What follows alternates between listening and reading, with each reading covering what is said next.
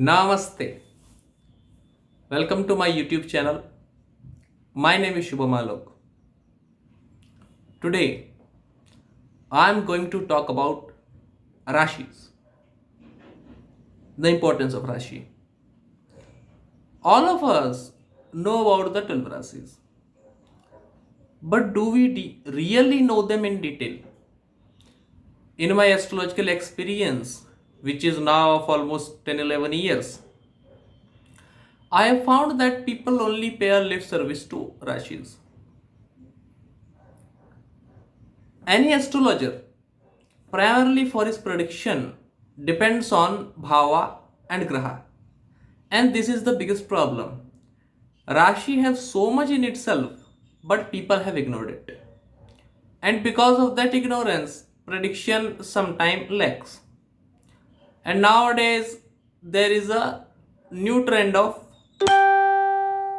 using other systems as well, or say rather using a small technique to read the complete chart, such as KP system. The nakshatra rule used in KP is a small rule from Vedic astrology, but the application of the same is made so extensive that people have designed a complete system based on it. However, doesn't matter which type of astrologer you are, whether you are a Nadi astrologer, Vedic astrologer, KP astrologer, Gemini astrologer, Tajik astrologer, whichever type of astrologer you are, you need Rashis for prediction. But the problem is that people don't know Rashis in detail. For an example, let me tell you one thing. Let me ask you something rather. If for the Taurus ascendant person, Aries is the 12th house, what does it indicate? What is the prediction for Aries being in the 12th house for a Taurus ascendant? Or rather say, what is the prediction for Aries being the 11th house for Gemini ascendant? For Gemini ascendant, it indicates that this person, owing to their impatience, can face some problems or can take some wrong financial decisions which over the time will harm themselves only. For the Taurus ascendant person, where Aries is the 12th house, it does indicate that these people are very sensual and it is very easy to seduce a Taurus person. Extremely easy because of this.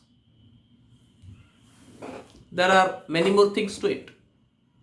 There are total of 20 techniques or say 20 rules which make the fundamental of a Rashi. But unfortunately, this is not taught nowadays. People don't teach it. For an example, let's take Aries. If Aries is in the ascendant, you will predict a few things, that the person is aggressive, the person is focused on his work, person have Martian tendencies and everything like that. But Vara Mera says that if Aries is the ascendant, person will be rich. How he predicts the person being rich? Or rather say for Sun in Aries, Vara Mera says that the person may have problems related to his eyes. Why? Why an exalted Sun will give you problem related to eyes? Or is it really exalted in Aries or not? What is the difference between an exalted planet and a Mulatrikona planet? These are the very basic fundamental questions that you don't know, that we don't know, we often ignore. Suppose there is a prashna, and the prashna is related to some lost thing. A friend of mine calls me that my phone is lost. Will I be able to recover it? I make a prashna chart and see the ascendant is Taurus. What should be my prediction? My prediction should be that no, you will not be able to find it. But suppose The same friend of mine calls me up and tells that and asks that I'm in love with a lady. Should I propose her? And the Lagna is Taurus. What should I tell him? This is a Lagna ruled by Venus. So, should I tell him that please go on and propose? No. I should not advise him.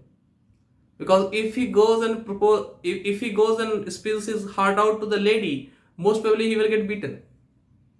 Because the lady will already be in a toxic relationship with someone else. And the another guy who's in the relationship with the lady will be torturing her. So the most appropriate way to approach the lady will not be to directly propose her, but to develop a friendship and then convince her that you deserve better and then take her to your life. How can I predict so many things from Taurus only? Or suppose if someone says that my fifth lord is in Taurus, and suppose the fifth lord is Saturn, and say my fifth lord is in Taurus, then what is the result? What does it indicate? Does it indicate good amount of children or not? Yes, it does indicate a good amount of children. Those children will be male or female. They will be females only. But what if Mars is in Taurus, being the fifth lord?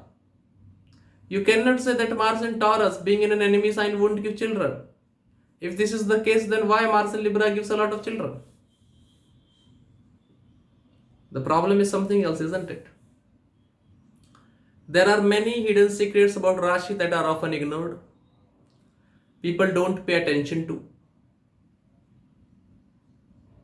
See the horoscope of this coronavirus, for an example. I have this horoscope saved into my in my PC. Let me open it for a while. In the corona outbreak chart,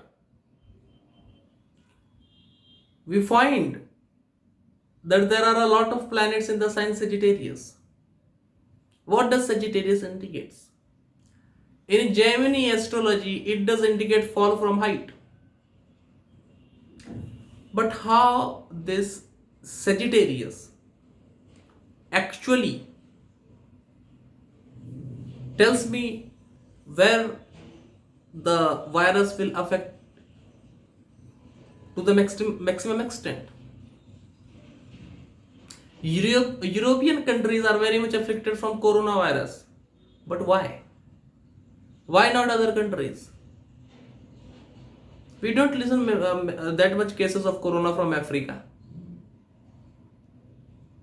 Why it is so? Why it is only hitting in Egypt? Oh, sorry, Europe. Sorry, not Egypt, Europe. Why it is so? The sign is Sagittarius. Sagittarius indicates fall from height. It will only affect those countries who have had a glorious past of attacking many countries in the previous times. And this is just one interpretation. There are multiple things related to that. Sagittarius indicates northwest.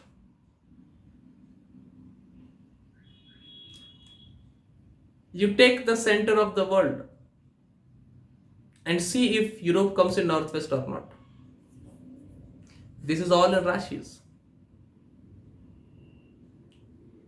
How does Sagittarius indicate a virus which is manufactured in a library? In a lab. How does it indicate that? Because Sagittarius is a sign which indicates mutation. That is half human and half horse.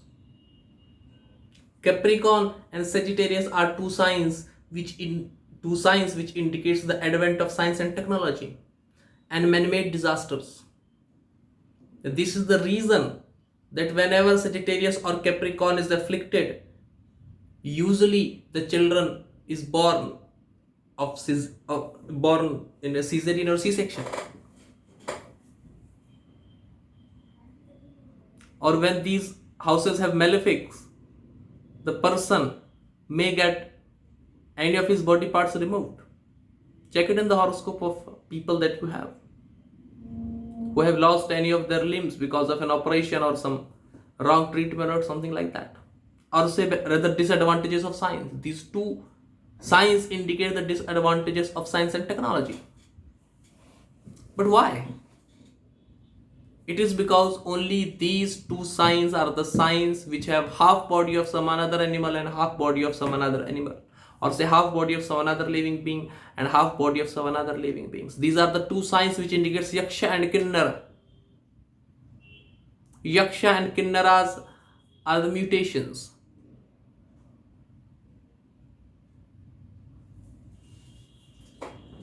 This is the depth of Rashi. There is so much in a Rashi. Just from a Rashi, you can predict n number of events. I will not say that 10 events, 20 events, 30 events, 150 events, 200 events, 300 events. You can predict n number of events. But predicting events is not the crux of Rashi. The crux of Rashi is understanding it in such a manner that it gives depth to your prediction. Let me give you a small technique. You test it and tell me. Comment below. A planet in Aries, say Venus. When the person will get married? If Venus is in Aries and the 20-year Dasha is going on, when the person should get married? Let me tell you. Aries is a Prishtodaya sign. Prishtodaya sign means hint rising. That means the last part of the sign rises first. And the first part of the sign rises in end. This is what it means to say. So if any planet is situated in Aries and the Dasha of that planet is going on, divide the Dasha into 3. In the first part, the result of aspect over Aries will happen only. In the second part, the result of placement of Mars in different houses and Rashis will happen. And only in the third part, out of the 3 parts of the Dasha, the result of planet placed in Aries will happen. And same is the case with every Prishtodaya sign. But what about Gemini, which is a Srishodaya? In a Srishodaya sign, divide the complete duration into 3. In the first part, result of the planetary placement in the sign happens. In the second part, result of placement of Lord in different houses happen. And in the third part, the result of aspects over the sign happen. But what about Pisces, which is a Ubhyodaya sign, which is a middle rising sign? Rashi is a very serious, in-depth subject. But the problem is that we don't know how to use it. Or rather say, we don't know the basic ingredients which make the significations of a Rashi. And that is the biggest shortcoming of astrologers nowadays. Before I go on further, let me present you something. Let me present you with a case. Suppose someone wants to get married. Someone is 22 and he wants to get married. and his Venus is in Capricorn, and you are using Nadi astrology to predict when the person will get married. It is a male horoscope. So technically, whenever Jupiter will activate Venus, the person should get married. Some will say Ketu should also activate, whatever, leave it. Let's take one principle for easy understanding. When Jupiter will activate Venus, the person will get married. Okay. Venus can be activated by Jupiter when Jupiter is in Capricorn, when Jupiter is in Taurus, when Jupiter is in Cancer, and when Jupiter is in Kanya. There are a total of 4 signs. Which of these signs will actually make the event happen?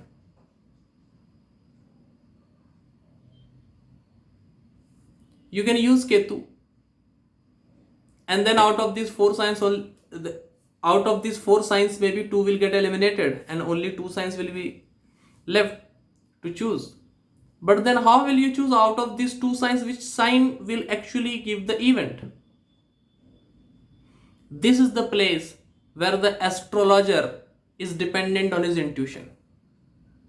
But if astrology is a scientific subject, then why do you need an intuition?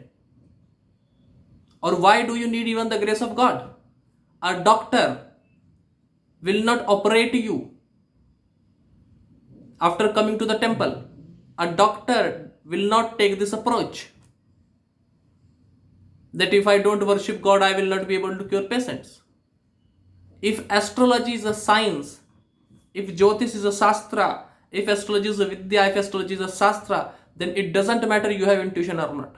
It doesn't matter you do spiritual practices or not.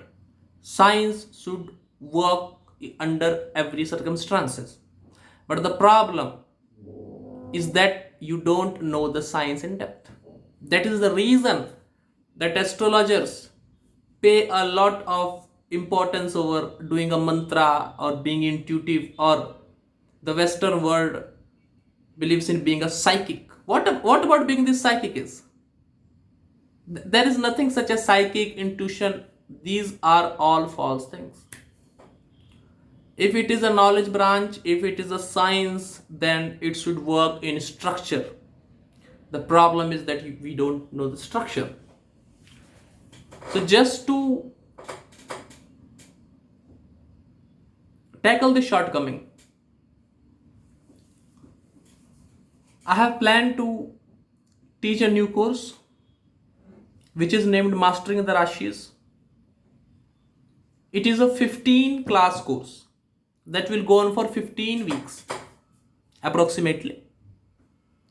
The classes will be on every Thursday starting from 2nd of April 2020. The fees is very minimal, $70 or 5,000 Indian rupees. In the course, I will cover everything about a Rashi from A to Z, not only using the Vedic astrological system, but I will also cover Rashis using Vedic astrological system, Tajika system, Yavana system, Saiva system of astrology, and Arsa system of astrology. I am not covering Rashis from Gemini system of astrology, but I will be covering that in the second part of the course. But to get into the second part of the course, it is very essential that you first complete the first part of the course. The course which teaches you everything about the Rashi from level 0 to the end. It is open for everyone. You are a beginner, you are a learner, you are a practicing astrologer, doesn't matter. You can join the course. It is designed from level 0 and will take you up through the ladder. It is a must for everyone into astrology, because if you miss this knowledge, then there are not many chances for you. This is very essential and very crucial. And with this course, I am starting a brand new series, or rather say a brand new syllabus of teaching, where I will be taking people from beginners level to make them a good practicing astrologer. This is just the first step into that direction. So come and join the course, the most extensive and the most detailed course on Rashi, the only course on Rashi that you ever need in your life. The knowledge that will be shared here will be precious, and I may hike the prices anytime. So hurry up. If there are any questions and queries related to the course, then please comment below. Thank you for giving your time and watching the video. Please like, share and subscribe. धन्यवाद. Namaste.